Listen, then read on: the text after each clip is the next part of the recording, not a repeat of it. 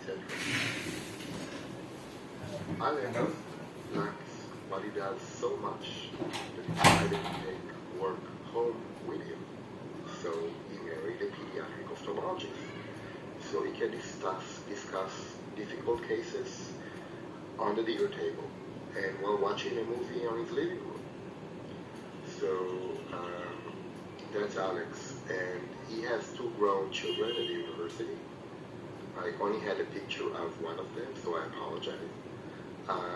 For fun, Alex is very passionate about flying. He's actually a licensed private pilot. And he also enjoys playing golf, cooking, reading, and very importantly, also attending Trader Joe's and buying stuff at Trader Joe's, which is the most amazing place on earth, according to my belief and Alex's too. So this is Alex Christoph. Enjoy his lecture today and have fun. Alex, I miss you, and I can't wait to meet you as soon as possible in a future lecture or conference somewhere. Bye-bye and take care.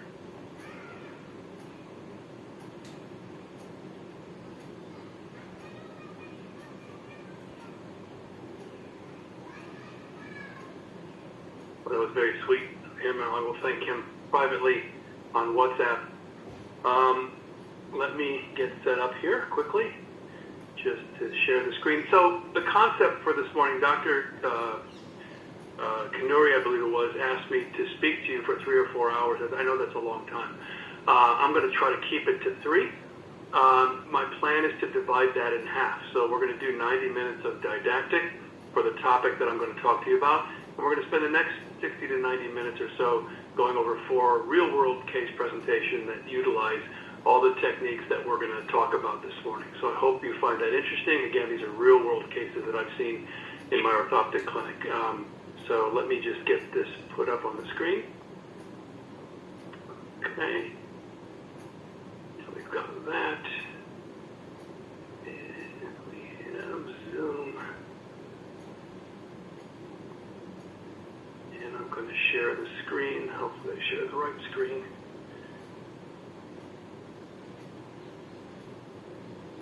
Okay, and let's see, that looks good. Hold on a second.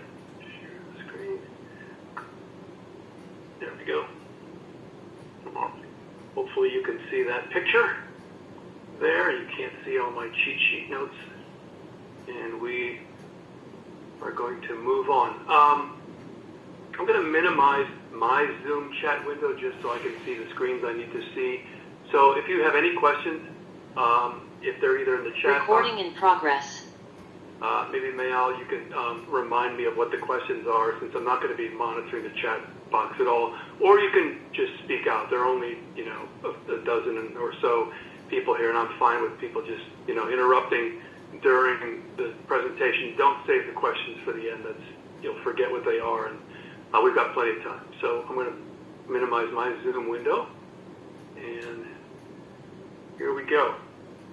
Let's get to work.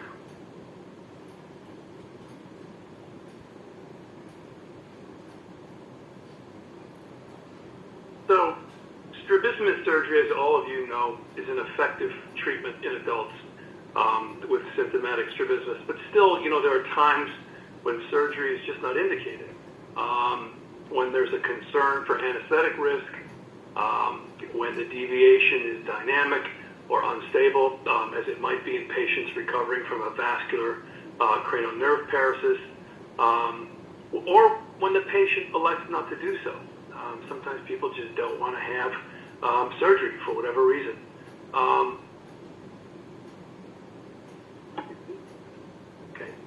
The typical patient is an adult or a young adult with symptomatic strabismus. Etiologies are varied and can include mechanical strabismus from prior scleral buckling procedures or complex eye muscle surgeries for glaucoma, restrictive strabismus from fractures or orbital diseases such as Graves' orbitopathy, cranial nerve paresis from intracranial ischemic or neoplastic processes, local anesthetic injury or toxicity after ocular surgery involving orbital anesthesia with a long needle, or strabismus following endoscopic sinus surgery, as I'm sure some of you have read about or even seen patients with this problem. Adults may also present with long-standing but decompensating symptomatic phorias that they've had for a long time. They break down sometimes with age. In my experience, it seems to always be associated with a change in vision, and this can be normal life changes in vision, such as presbyopia and the need for reading glasses, or pathological vision changes associated with progressive cataract, glaucomatous field loss, retinal disease, etc. Or a recurrent deviation from following eye muscle surgery earlier in life. This is one area where orthoptists are relied upon to help physicians like yourself and optometrists we work with differentiate between long-standing benign etiologies and more serious acquired conditions, oftentimes obviating the need for expensive imaging, studies, or laboratory tests, and saving the nation's healthcare system tens of thousands of dollars in money, in dollars every day. So, PRISM is intended to ameliorate symptoms only in the primary position of distance and near fixation. So looking straight ahead and perhaps in the down gaze position as this woman is doing here. So the specific etiology of the symptomatic oblique strabismus, which we're talking about today, is generally, though not always, irrelevant. So the patients that come into my clinic, they've got diagnoses. They've been sent in by other providers, and they're being sent in to me for non-surgical treatment of their diplopia.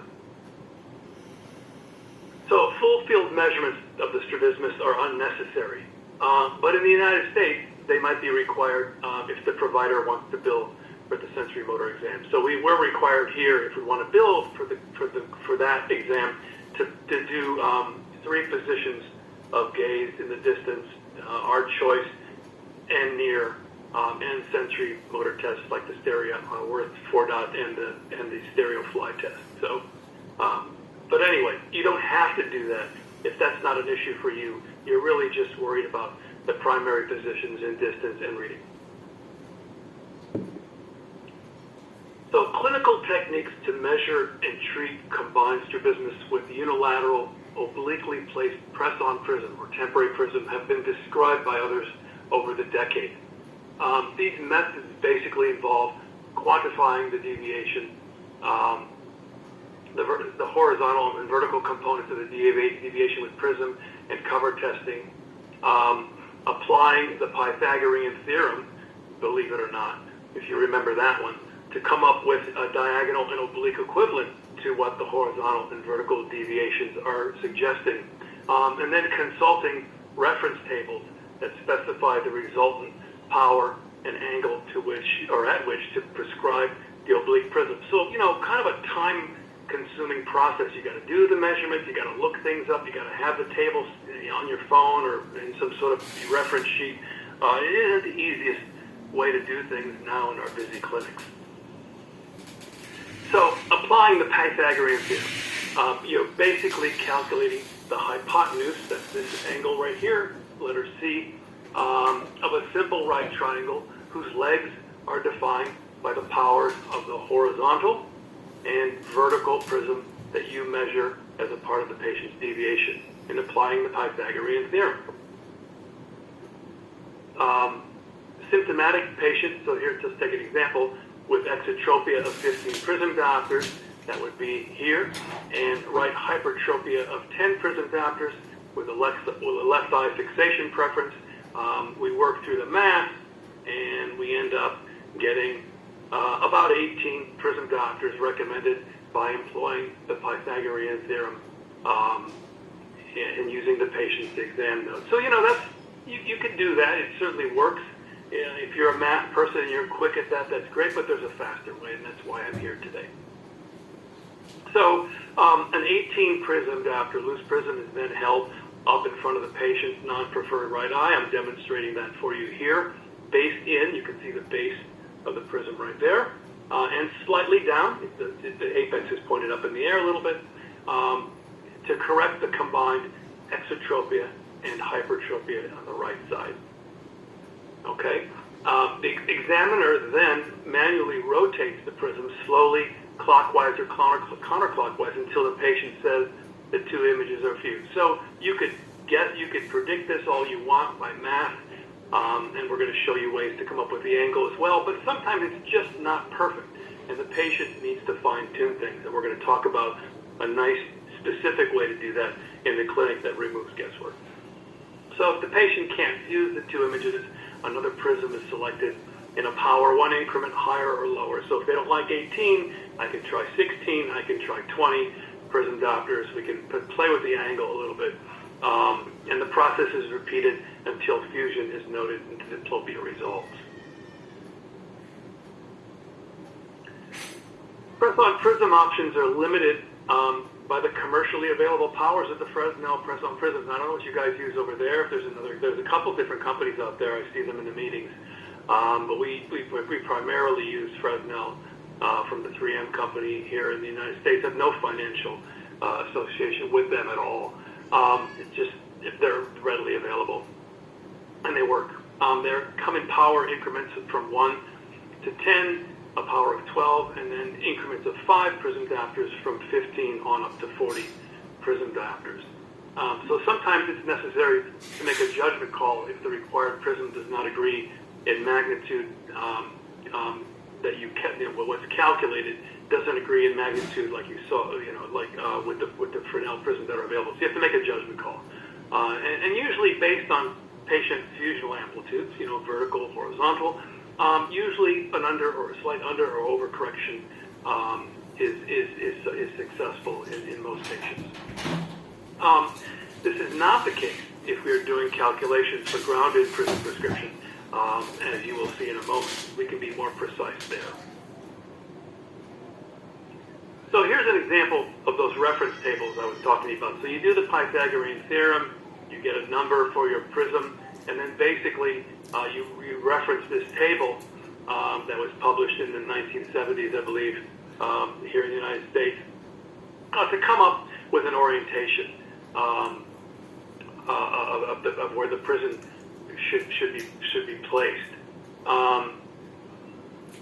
So how do you use these? Well, okay, so you find the horizontal deviation on the horizontal axis right here. So for our current patient, that was 15, right? So that's 15 prism diopters. And then you go up along this vertical axis and you find the vertical power, which for our patient was 10. And where those two columns intersect is the prescribed prism, 20 prism diopters at 30 degrees. That's just telling you the offset from the horizontal that prism should be applied. Okay? So in this case, 20 prism diopters at a recommended axis 30 degrees. That should be based down and in, correct? From on the right eye, if we're talking about the right eye. But here's where some of the problems start to form.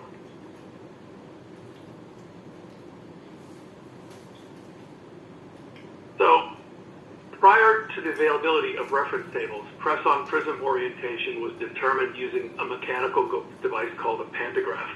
And here you see one right there. You sort of anchor this device on a stand or a table and trace the image you want with one pen, and it traces the image onto another surface with another pen. And this is, believe it or not, how people, at least in the United States and perhaps in Europe, I don't know, actually transferred prism onto glasses into press-on membranes. Examples of this exist in daily life, like the reclining power arm on this electric train, or basically the same concept of this that drives this child's toy. So armed with the reference table numbers that we had that I showed you earlier from the 1970s, a compass rose card can then be used to accurately orient the appropriate prism on the spectacle lens. So this card is placed behind the glasses. Now this is the left eye in this example, so on my example earlier, you put this card under the right lens. I hope that's not too confusing. And I think what I'm going to point point out early here and go over it ad nauseum for you today is that if you look at the values of this rose card, it goes from 0 all the way around to 360 degrees. So, yes, this is 0, 0, all the way around to 360 degrees. So, yes, this is 0, yes, straight up is 90, over here is 180 on the left lens, down below is 270 degrees, and then back around to 360 again. So, it's not, it's not 0 to 90, and then this is 45 over here. When you're talking about prism, especially when we get into prescribing this in glasses, you have to specify an exact axis, otherwise the prism will be wrong. Okay, so for example, let's just hover on this drawing for remember. Remember my prism power was 20 or 18 prism diopters based in, I'm going to pretend just for 1 second that this is a right lens, okay? Don't be confused by that. We're going to go over some clear images in a second. But base in would be 0 degrees on the right eye. Okay, I'm going to show you this orientation, how it applies to both eyes here in just a second. And base down is going to be somewhere in the 300 degree range, not 30 degrees as was prescribed or recommended by the table. That's potentially confusing to you right now, and that's okay. Hold on to that thought. We're going to make it clear here in just a second. So again, the key is orienting the prism at the correct, the prism base at the correct axis. And as I've mentioned already, this is the perfect time to point out that prism orientation is described as this 360 degree compass type heading, much like what's used by pilots like myself for a compass on the instrument panel. It goes from 0 to 360, each degree representing a different direction on the map. And this is, I think, the clearest example of what I'm talking about here. So, you'll notice that for the right eye, the 0 is nasal over here. And you'll notice that for the left eye, the 0 is temporal.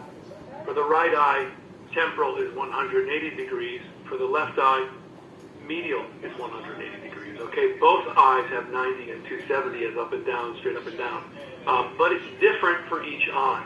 And this will become very important when I recommend to you how to prescribe prism for patients in their spectacles. Once you've done all the hard work of putting on a press-on prism, the patient then wants the glasses. How are we going to convert this into glasses without being confusing, without confusing the optometrist, the optician, or the people who make the glasses? Okay. So, there's that. So here's our in our example, we had a 20 base prism, base down and in over the right eye, 30 degrees from the horizontal. The horizontal being 0, 360 minus 30 is 330 degrees or so off of the horizontal. So this would be a different number than the 30 degrees recommended by the prism table. Okay, that 330 degree number over the right eye tells the optical shop exactly where that prism needs to go. There's no guesswork, there's no ambiguity, there's no doubt with any of this. Those degrees specify the exact axis and location of your prism, and it has to be accurate for each eye, and depending on the deviation, okay? And we're going to see how this translates to spectacles in a few moments. So a nomogram card can also be used to obtain resolving prism orientation by predicting prism base orientation and providing an estimate of prism power. It's drawn in units of square millimeters, where 1 millimeter equals 1 prism diopter. So we make a mark on this card. Now these are all commercially available out there. I'm sure you have optical equipment shops out there. If not, the U.S. has them as well. Where you make a mark where the horizontal and vertical prism powers intersect on the card. So remember, for our patient, we had 15 prism diopters of XT right here. Okay. and we had 10 prism diopters of hypertropy on the right eye. We make a little mark on the grid where those two intersect right there, okay? All right? And then we scribe a line from 0 through the prism power point and the prism rotation angle. So here's the 0 down here, connect the dot all the way out to this arc, okay? Orientation of the prism in degrees from the horizontal or vertical are read on the prism rotation angle arc right here, okay? Power is the distance from the red dot to the 0 position here. If you took a ruler and measured this, it would be 18 of these little squares or 18 prism diopters. So pretty close to the 20 recommended by the tables. But you can also do it with these nomogram cards. Okay? Note that this is somewhat vague, again, in terms of how to place the prism on the lens, correct? If you took this result literally for this right eye, you would suggest that you would place the prism, 18 prism diopters, base up and in at 35 degrees, right? Because the right eye 0's here, 90's here, 180's here. And that's wrong, because for base up and in, that would be a hypotropia and an exotropia. We know that our patient had a hypertropia, so it's base down. So it's going to be 30 degrees below the axis, the horizontal axis of 0 or 360, so it would be 330 degrees. So that would be the correct axis for the placement of a press-on prism in this particular patient with an XT of 15, a hypertrophy of 10 on the right eye. Is everybody clear on that? Or have I lost anybody? Again, I can't see the chat box, so if anybody has a question, might be a good time to. All right, I'm going to move on. Hang in there. A little bit of, history. Presenting prism in front of the patient and experimenting with getting the power correct. You can do it by hand, like we've been talking about so far. That's not how I do it. For any length of time can be quite difficult. It's laborious and prone to inaccuracy and variability of the handheld placement, right? You move a second, the double's gone, then it's back, then it's gone. This was invented, this is called the ophthalmic prism adapter, was developed by a pediatric ophthalmologist in the United States named Mike Abrams about a decade ago to obviate the need for manual presentation and provide better control of the ophthalmic prism during the trial process. It's a big clip that fits onto the trial lenses here. It was designed for use with standard 38 millimeter square ophthalmic loose prisms, and it allowed for a 360-degree prism rotation in standard trial frames and accommodating square loose prisms up to 35 and 50 prism diopters, which, that's ideal for larger deviations. But it has a disadvantage with larger deviations. High-powered prisms, large profile prisms tend to make fixation on a distant target difficult. I'm sure you've had some experience with that. You hold the prism up in front of the patient. Unless you move it slightly so that the patient can see through it, it sends the second image off somewhere else, and they have a tough time fixating. So big, giant prisms with all this hardware are not the best for fixation in the clinic. Okay, that's my point here. So before we get into my preferred way for determining the correct power and orientation of temporary press-on prism and calculating complex prism numbers required to dispense prism ground into the patient's spectral correction, here's a quick method you can use in your head. Okay, this is one, if you don't want to get all the hardware out, you can kind of quickly do this, and you'll be very close. So you begin by quantifying the horizontal and vertical deviations with prism and alternate cover tests, just like we've talked about so far. Simultaneous prism and cover tests, sort of an instant neutralization of the prism, of the manifest deviation that the patient's walking around with, is very difficult in patients who have both horizontal and vertical prism. It's very hard to find out what the manifest prism is in patients who have a vertical and a horizontal deviation. But it's extremely useful in predicting the prism that you're going to use to help them with purely horizontal or purely vertical strabismus, and I'll leave that alone for now.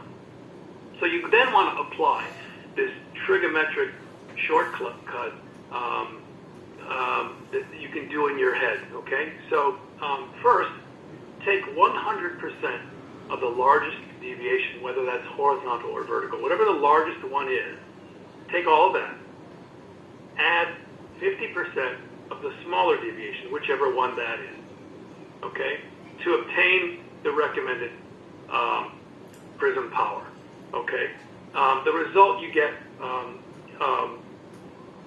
with the posthumous health of Pythagorean, it's not going to tell you about the base, but it is going to give you the same result as if you employed the Pythagorean theorem, which is very kind of cool and a nifty trick. So here in our previous example, let's do this. So there's our XT 15 and hypertrophy at 10, right? So we're going to take all of the 15, which is the largest angle, plus 50% of the smaller one, which is 10. So 50% of that is 5. We're going to add that together to get 20. And again, that agrees nicely with what was predicted by the old tables from the 1970s. Okay, so it's quick and easy. 100% of the larger deviation, half of the smaller deviation will quickly give you a recommended prism power that you can start by holding up in front of the patient to get rid of their double vision. Okay, but you're still prone to the inaccuracy of a handheld prism. And we're going to get to that in a second. So once the prism power and orientation are obtained that is close to resolving the diplopia, I use trial frames. Hold on here, pardon me 1 second. And prism rings that you see here to fine-tune the orientation of the prism base with the patient's input. These are round, thin, plastic prisms available in 2 7-ring sets. You know, low powers from 2 to 10 and higher powers from 12 to 40. It's not everything that you might need for a patient, but it gets you close about 90% of the time in my experience. Okay, conveniently, these round prisms clip very nicely into a standard trial frame. And we're going to show you that here. And these are the ones I use. They're lightweight, and they come in a variety of sizes from pupillary distances of 62 on up to 70s, making the process very efficient. And they fit over just about every pair of spectacles I've ever had sitting in front of me where I'm trying to help a patient get rid of their diplopia in the clinic, okay? So they're designed to hold, again, the standard 38 millimeter trial lens, as in optical lenses. You can put 3 lenses in the front and a 4th lens behind the frame. And you'll see why that's important in a second. Again, they fit over every contemporary adult spectacle frame I've ever encountered, minus a few giant large ones, but most of the time I can put this over a patient's glasses. And they have knobs that you can use to rotate the axis of the front lens. Typically that would be to rotate cylinder axis, correct, in a trial prescription, but you can also rotate the prism. And this is where the patient can get involved, rotating the acrylic prism base. You get them close, and then you let the patient reach up their hand to this knob right here and show them how to rotate it and rotate the base of that prism until the diplopia resolves. Okay? So for patient with glasses, you clip the Fresnel prism into the frame and put the frame over their glasses. Okay? Placed over the habitual spectacle. So you've done all the work of measuring.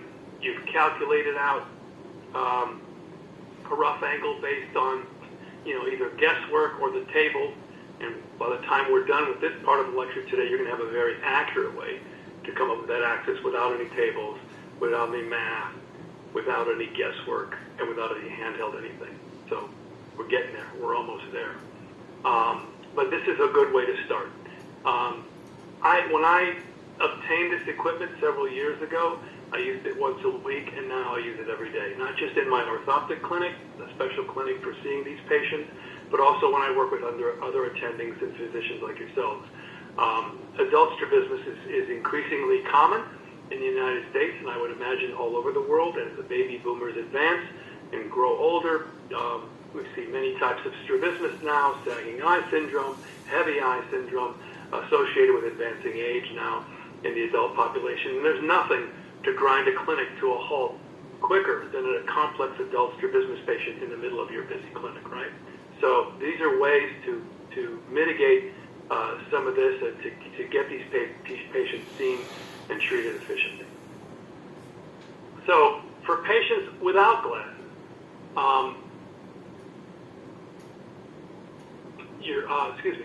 you're going to insert any required sphere or cylinder correction into the frame here. So this man does not have any glasses, but I can insert his correction with trial lenses in the frame, followed by the Fresnel prism, the acrylic disc prism here, in the outsidemost position with the appropriate orientation of its base, so then he can then adjust the prism without adjusting the cylinder axis of his prescription. Let me show you how that's done. So position the refractive lenses. Again, colleagues and students always ask me, how do you prevent the cylinder axis from changing when the patient reaches up and turns that knob, right? The answer is you put the cylinder behind the frame, not in front where you normally would, or traditionally would, but you put the cylinder behind. You can barely see the lines of the axis there, but that lens is behind the frames, posterior to the frame, in front of the patient's face, so that when the patient then turns this knob to address this, the only thing that's going to rotate is the sphere lens with the prism lens, and that's not going to change anything in terms of the cylinder. Okay, that's a nice little pearl for allowing you to do a manifest refraction, put the refraction in the frame, then apply the prism and do your calculations after that. Okay? Sphere lens in front.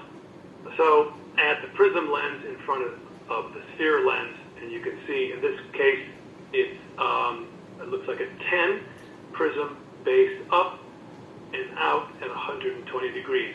Okay. Right now, the only way we knew that is because we either did some math or we looked up. We used a little nomogram card with a marker, kind of still cumbersome, or we had these ancient tables somehow laying around, either on our computers or on a piece of paper, none of which is efficient, and there's a better way coming, okay? So, again, getting the patient involved, you guide the patient's hand to the cylinder adjustment knob and enabling them to rotate the position of the base of that prism until the diplopia has resolved to their liking. Okay, so again, here up at 120 degrees up, I'm sorry, that should be, that is the left eye, so that's up and in on the left eye, okay? So you mark the final prism base orientation on the patient's spectacle lens with a wax paper or a colored marker, or use the compass rose card that I talked about earlier, putting that card behind the lens and then orienting the prism so that the base equals that 120 degrees over the left eye. So you put the card, place the spectacles on your lap, put the card under the left lens, put the prism on top of the anterior surface of the lens, and adjust and hold that up in front of the patient. So again, double check with them. Here I am holding the prism up in front of her to make sure the diplopia is gone. And we have a saying in the United States, measure twice, cut once. So before you cut that and it's wrong, you don't want to do that. So apply the prism to the spectacle lens in the usual manner, using the mark you made on the glasses, or a compass rose card like we talked about here. So now I want to introduce you to a much less cumbersome way to calculate everything you need in terms of the prism power and orientation. And before I do that, I'm going to just open up my chat window here. Are there any questions? It's a little busy, I realize that, but after this next section, I'm hoping to liberate you, your minds, and your clinics with what I'm going to tell you, okay? So I just wanted to give you some historical basis of how this all right. We all had to struggle with this for decades. coming up with this in the clinic. It's not always easy. All right, I don't see any hands, so I'm going to minimize my speaker window here, and we're going to go back. So here's a patient who likes the obliquely placed press-on prism on the right lens and wants to have it incorporated into her glasses. 6 prism diopters spaced in and down. Remember, in and down on the right eye is going to be in the 300 degrees range somewhere, right? At 315 degrees on the right. So how is this done? Now, I'm going to, let me just advance the slide. So you're going to go to this website, and you can either write it down. I will also put the link in the chat box there. You're going to go to this site. It's opticampus.com. That's all you really need to put in your browsers, opticampus.com. And I'm going to do it for you. We're going to do it live here today when we go through the cases. We are going to do a live version of all of this so that you can see that it really works. The website's still up, etc. I hope you have access to it there. So you're going to click on, when you go to the site, this is going to show up, and you're going to go to use an optical calculator. Okay, and you're going to click on that link. All right, and then you're going to go to resolving prism over here in the left toolbar, and you're going to click on resolving prism. Okay, and this is going to show up. All right. Okay, and what this is, resolving prism. Resolving is Fresnel, or press-on prism. Right? We have a prism that's resolved diplopia. We now want glasses. It's sometimes tough to remember. When you're trying to come up with the press-on prism, you're going to use compounding. We're going to talk about that in a second. But for resolving prism, to put a lens, to put prism into glasses, you're going to click on resolving prism calculator, and this screen pops up, and basically you're going to enter the information that you know from your patient. So we have a right eye, so we're going to click on the right eye. Okay. We have a total prism power of 6 prism diopters, and we have an orientation of 315 degrees. If we hit the calculation button, boom. In less than 10 seconds, you have got approximately 4 down and 4 in on the right eye to divide between the 2 lenses or not, as you see fit as clinicians. Okay? How long did that take? Were there any tables involved? Was there any math involved? Yeah, there was, but the website did the math for you. Okay, you can do this on the fly while the patient's sitting in front of you, and it takes no time at all. So our patient needs 4 in and 4 down on the right, and it can be ground in to one lens only. That helps mitigate costs sometimes, or conventionally we split it between both lenses for weight balance, cosmesis, better cosmesis, etc. So it would be, if you divide that between 2 lenses, it would be 2 in on each lens, 2 down on the right, 2 up on the left. I hope that's clear. Okay. All right. So let's say, in this particular case, that she already had this prism power grounded to her glasses. So we wanted to add, so this patient came in with some prism glasses, they weren't working anymore, and we calculated we needed 4 in and 4 down. We want to add that to the glasses. Well, it's no big deal. Here's what we obtained by our math very quickly with the website. We're just going to add all these numbers to the appropriate places. So instead of 2 in and 2 in each lens, it's going to be 4 in each lens. Instead of 2 down on the right, we're 4 down on the right. And instead of 2 up on the left, we're 4 up on the left. So you can very quickly and easily modify existing prism glasses. And in the patients that I follow over time, this is often the case. Prism increases over time. Sometimes patients with divergence insufficiency, esotropia, for example, sometimes tend to build, and we sometimes have to tweak the prism that's in the glasses. All of these things, these calculators, these online tools and clinical tools make this process very streamlined and very easy and very time efficient. Okay.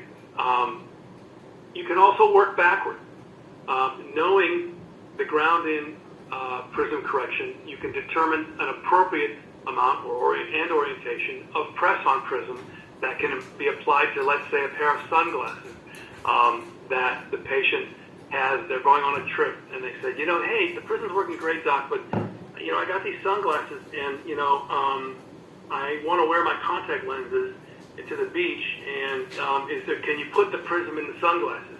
And you can. You can just put a temporary press-on prism into a pair of over-the-counter sunglasses very quickly and easily, and let's see how they do that. So as you'll see in the 4 cases we go through in the second half of this talk, the technique has become my preferred method for calculating this in the clinic very easily and very efficiently. So here we go. So here's our patient. First, convert the bilateral prism correction to prism in only one eye, okay, right or left. So because typically we place a press-on prism, we place the press-on prism only on one lens, right? You don't want to put press-on prism on 2 lenses because it's going to blur out their vision in both eyes, and patients oftentimes don't like a little bit of blur over their dominant eye. I think you guys can embrace that. So we plan to place the press-on prism on the right lens of her sunglasses. It's a historically non-dominant eye. Sometimes it's the eye that patients would close if they're diplopic, or you can use some other techniques in the clinic for determining eye dominance that I think you know about. So the prism RX, all on the right side would be, remember what we talked about earlier, 4 in, 4 down, right? So this is what she has ground into her glasses, and for that to be in one eye, it would be 4 in and 4 down, okay? So we're going to go back to opticampus.com, and I think I can do this live for you. Let's try it.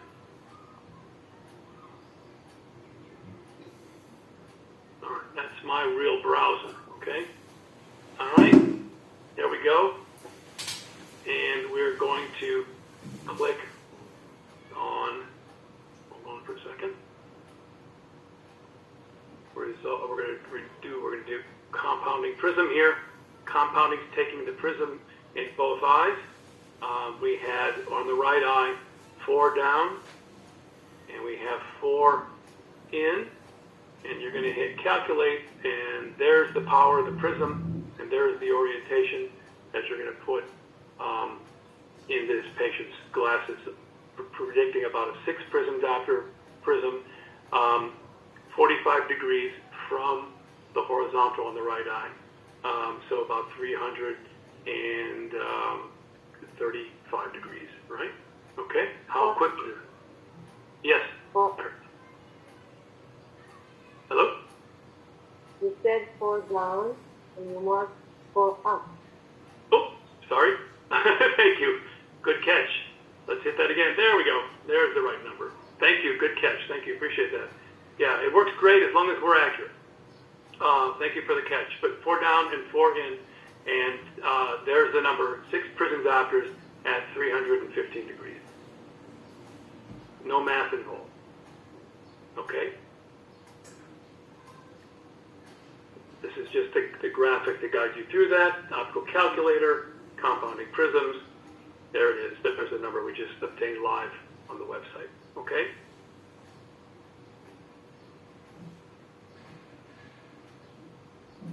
So we did this in real time. I'm going to move forward one slide. So, in summary, commercially available equipment and freely available online tools are now available to all of us, to orthoptists, optometrists, and ophthalmologists, to accurately and scientifically and successfully quantify prism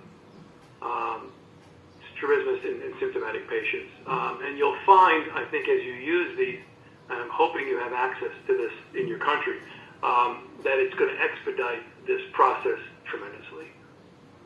It allows you to choose the correct prism, position it correctly on the spectacle lens, and quickly and easily determine the correct prism prescription to be ground into the patient's spectacle. All right. I'm happy to take 5 minutes, just a break for you to stretch your legs a little bit. We're just a little bit shy of 1 hour. Does anybody want to, is it break okay, or do you want to keep going? Break. Okay, let's take a break. I'm gonna just leave this screen up right now for you guys, and we'll reconvene here in 5 minutes, okay? Okay.